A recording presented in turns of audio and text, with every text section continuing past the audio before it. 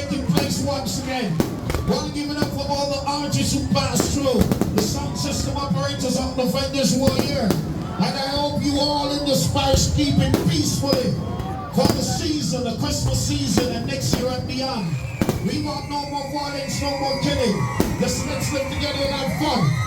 St. Thomas, keep on making that noise. Keep on taking all the pictures. What an event it is. For the second time around. Look at people. Philip Paul, when you see what is happening in this parish. The veteran is a reality.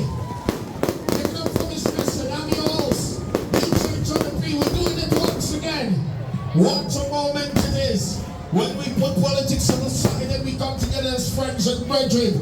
Because you know, Mariella come from Miami High School. Big up Marshall inside the building once again. He's here. What a night it is.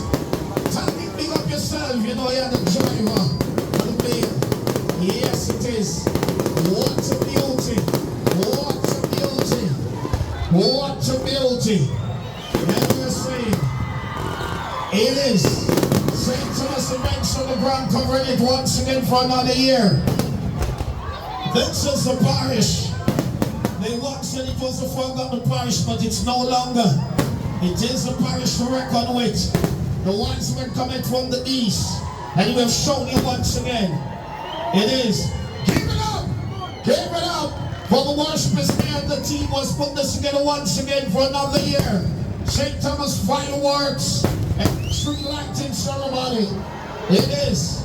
What a beauty to see all the kids, all the grandparents and family members out to celebrate for another Christmas season, 2023. It is a beauty. St. Thomas! When it's all over and done, I want you to walk or drive home. Get home safe. It is, and will be, a very blessed Christmas season. Yes, St. Thomas. Don't forget this Wednesday, it's my party.